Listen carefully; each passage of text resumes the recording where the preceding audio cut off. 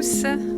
Donc j'enchaîne immédiatement sur la partie de la revue de la littérature en recherche clinique. Donc le système lymphatique, on en a largement parlé, ça m'avait aussi beaucoup intéressé et je ne reviendrai pas dessus. Je commencerai donc cette présentation par un premier article sur l'intérêt d'un suivi longitudinal de l'IRM chez les présymptomatiques mutés C9, donc un très beau papier publié par nos collègues hollandais, donc sur une population de 56 apparentés familiaux qui étaient mutés C9, dont 5 vont présenter une phénoconversion au cours du suivi et 51 vont rester stables et comparés à des apparentés non mutés, des sujets contrôle et des sujets SLA mutés C9. Le but de cette étude, c'était de montrer en détail en fait la description au niveau de l'IRM cérébral des phénoconverteurs, d'essayer d'identifier des patterns qui puissent permettre de déterminer quels peuvent être les biomarqueurs d'une phénoconversion proche, et puis d'essayer de voir s'il y a des patterns qui permettent de différencier chez les sujets asymptomatiques ceux qui vont développer une SLA ou ceux qui vont plutôt développer une SLA, une DFT, pardon. Donc les patients, les sujets avaient donc un suivi IRM tous les 5 ans jusqu'à la phénoconversion, puis un suivi IRM beaucoup plus rapproché ensuite. Premier point qu'on peut noter, c'est que parmi du coup les 5 phénoconverteurs qui ont été suivis jusqu'à 6 ans avant le début des symptômes, on note qu'il y a une atrophie, comme ça a déjà été décrit précédemment dans beaucoup d'études, atrophie qui touche essentiellement le lobe frontal, temporal, pariétal, au niveau du gyrus singulaire essentiellement. En fait, ce que montrent leurs données, c'est que, une fois de plus, on n'arrive pas à déterminer en fait des clusters concernant les phénoconverteurs. Donc, on ne peut pas vraiment distinguer en fait comment est-ce que ils vont s'exprimer phénotypiquement. La deuxième chose qui est intéressante, c'est que l'atrophie en fait chez les phénoconverteurs et les converteurs, elle est parallèle en fait jusqu'à ce qui est la phénoconversion. Donc là non plus, sur le degré d'atrophie, ça permet pas vraiment de distinguer les deux groupes.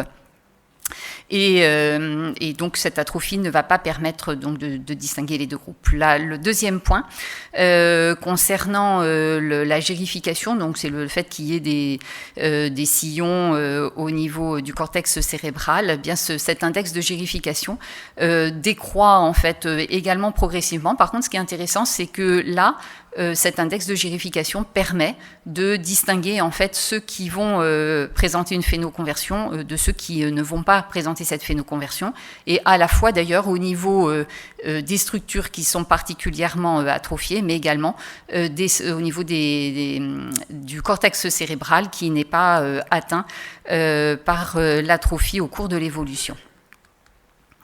Et puis, ils se sont également intéressés aux structures sous-corticales et ils montrent que, comme ça avait déjà été montré dans des études précédemment, qu'il y a une atrophie significative au niveau du thalamus essentiellement, de l'hippocampe et de l'amygdale, également au niveau du noyau codé, à la fois chez les phénoconverteurs et ceux qui ne vont pas présenter de phénoconversion, et que, par contre, cette atrophie ne permet pas non plus de distinguer en fait ceux qui vont présenter une phénoconversion.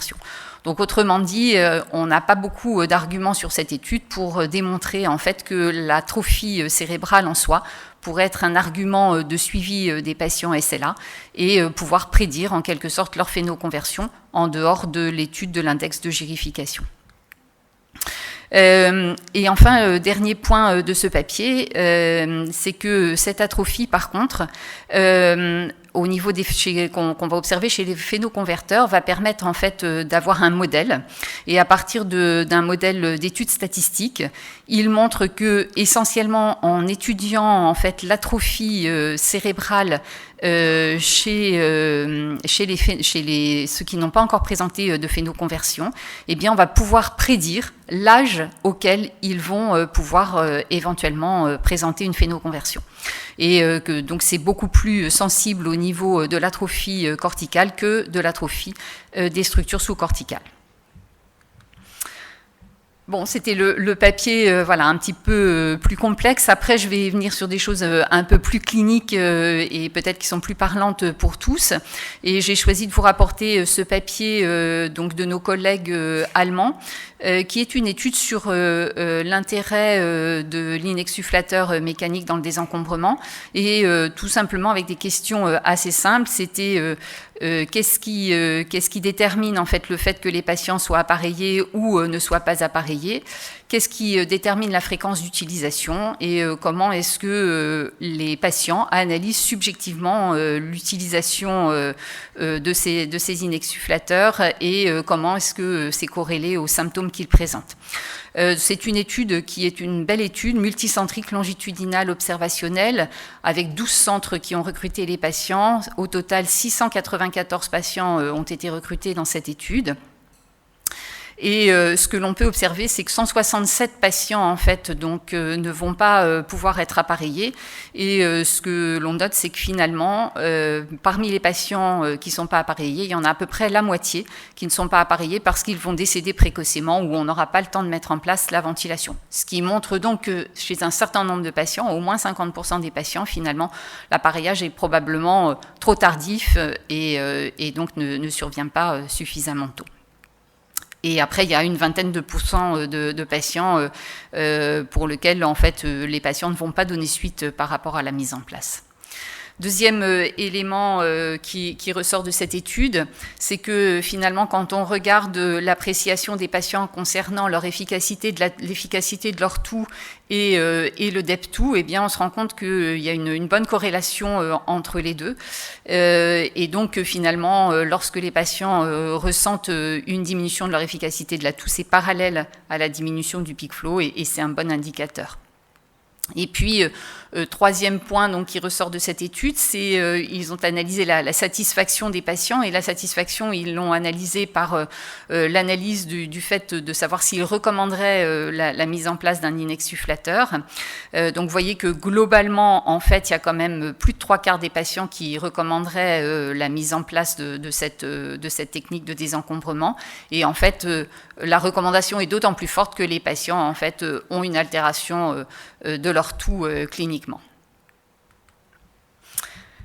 Autre papier pour rester dans le domaine du respiratoire, c'est une étude qui a été réalisée par nos collègues, enfin l'équipe de Monica Povedano en Espagne, qui est une petite étude cette fois, qui est une étude monocentrique prospective, qui a inclus 25 patients chez lesquels il y avait une indication de ventilation.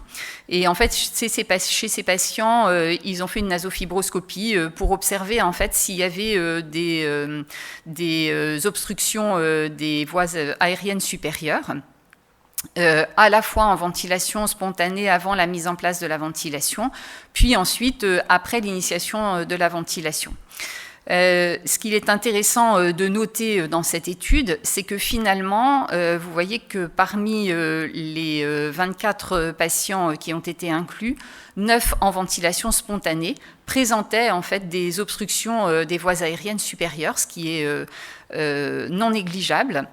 Et en fait, ensuite, lorsqu'on a mis en place la ventilation, ça a aggravé en fait leur phénomène obstructif chez 5 sur 9 des patients, donc quasiment la moitié des patients se sont trouvés aggravés, et que finalement la réalisation de cette fibroscopie au moment de la mise en place de la ventilation a permis de modifier les paramètres en augmentant en fait les PAP et jusqu'à faire disparaître ces phénomènes obstructifs. Et finalement, on se rend compte que, au total, tous les patients, sauf un, ne vont plus présenter de syndrome obstructif. Enfin, cette étude montre que sur ce petit nombre de patients, certes, c'est une petite étude, mais que la survie semble corrélée en fait à ces phénomènes obstructifs que l'on observe avant même d'avoir appareillé les patients. Donc ça pose la question vraiment d'un intérêt en fait de mieux détecter ces phénomènes obstructifs des voies aériennes supérieures avant de mettre en place la ventilation, puis ensuite lorsqu'on met en place la ventilation, sachant que ces phénomènes n'étaient pas en fait symptomatiques pour les patients. cette fois, une étude qui s'est intéressée à la validation d'une échelle qui était déjà connue, qui est la Clinical Saliva Score, qui est une échelle donc, pour évaluer l'impact fonctionnel de l'hypersalivation chez les patients. C'est une étude qui est une étude multicentrique anglaise. Vous voyez là aussi une belle étude. 34 centres ont recruté dans le cadre de cette étude. Et bon, je vous passe les détails méthodologiques. Hein. C'est une étude qui est assez robuste avec une validation, un test, retest, etc.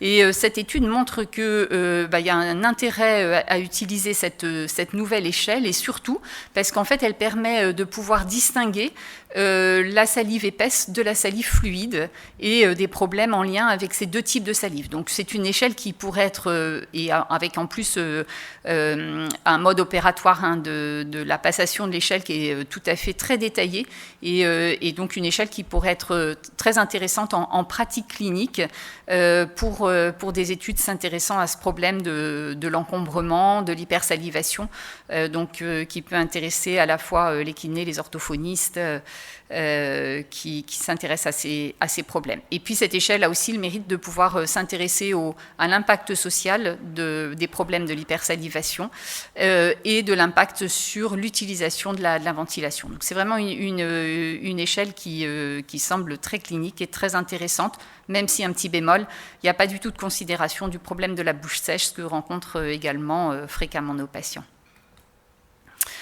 Un petit mot très rapide, parce qu'on est un petit peu pris par le temps, mais un petit mot juste très rapide pour vous faire part cette fois c'est une revue, ça n'est pas du tout une étude, c'est une revue, mais que j'ai trouvée très intéressante et probablement intéressante pour les ergothérapeutes et éventuellement les médecins rééducateurs qui sont dans la salle, qui est une étude qui a été, une revue qui a été réalisée par Sabrina Paganoni, et qui montre qu'en fait, il y a très peu d'études sur le domaine des aides techniques. C'est vraiment en fait un domaine dans lequel il y a très peu d'études, et souvent des études qui sont plutôt des études cas témoins ou seulement des case reports, et avec une durée des études qui est relativement courte.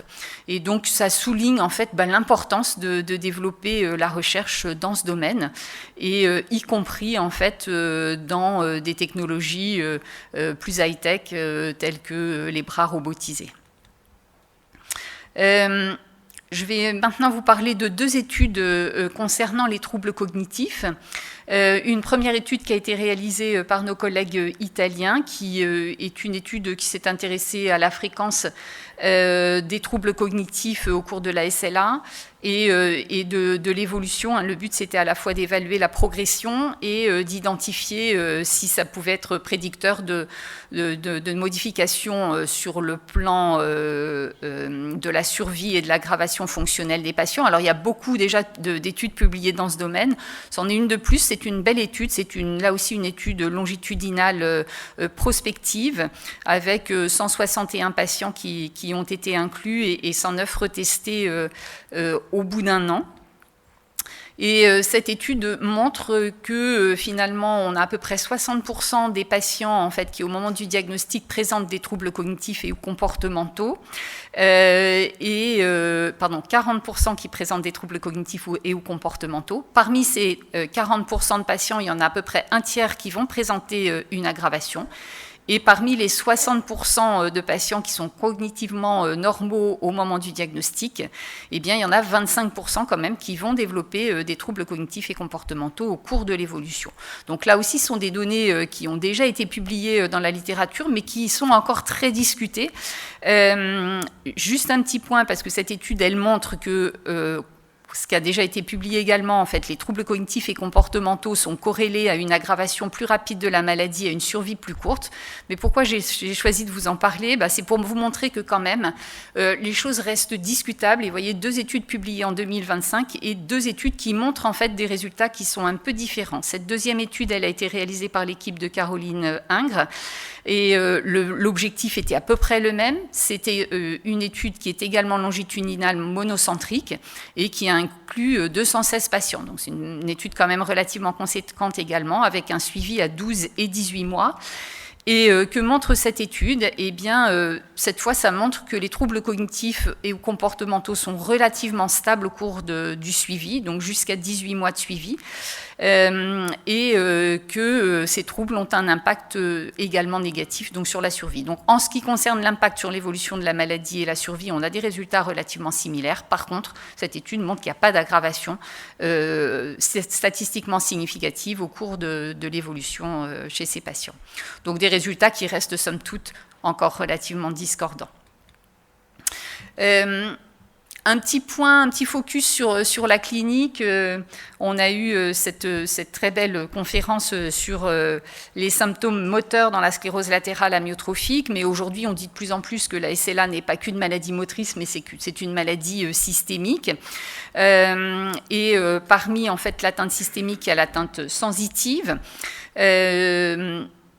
Un papier qui souligne en fait la neuronopathie associée à la SLA, un papier de l'équipe de Mamédé de Carvalho, et qui rapporte 3 patients qui présentaient une SLA spinale avec une neuronopathie sensitive, dont 2 patients présentaient également une atteinte trigéminale. Et pourquoi est-ce que j'ai mis ce papier en premier? C'est pour souligner une très belle revue. Alors là aussi, certes, c'est une revue, mais franchement, c'est une excellente revue qui a été faite par Pierre-François et Peter Bidet sur en fait les symptômes sensitifs dans la SLA et sur tous les aspects des symptômes sensitifs. Et vous voyez qu'ils sont partis à la fois des données cliniques, mais également donc, de tout ce qu'on avait sur le plan bibliographique, sur les données électrophysiologiques, les données sur le plan neuropathologique, y compris le staging de Brett, Schneider et Brack concernant l'aggravation, l'extension en fait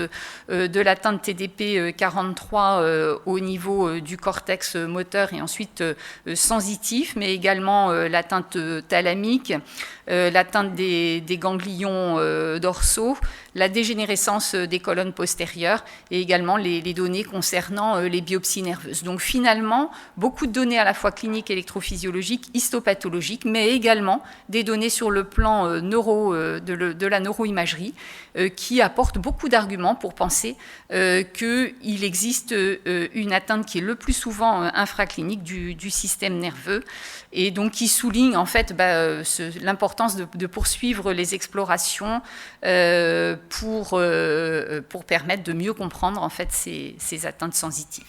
Et puis, je finirai par ces quelques études de phase 2 qui ont été publiées au cours de l'année. Alors, il y en a 2, les 2 premières, en fait, qui est l'étude ROC-ALS et l'étude MIROCALS, alors que beaucoup d'entre vous connaissent, puisque, en fait, il y a eu des centres investigateurs en France. Les 2 sont des études de phase 2, randomisées.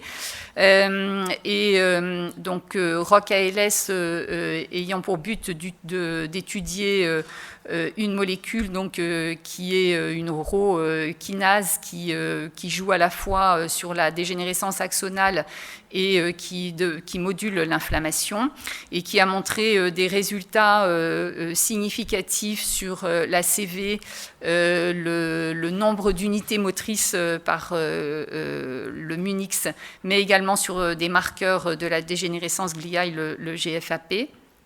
Et puis l'étude MIROCALS, donc avec l'interleukine 2 en faible dose, dont le rôle sur l'inflammation et l'augmentation donc du nombre de T régulateurs et le mécanisme sous-jacent.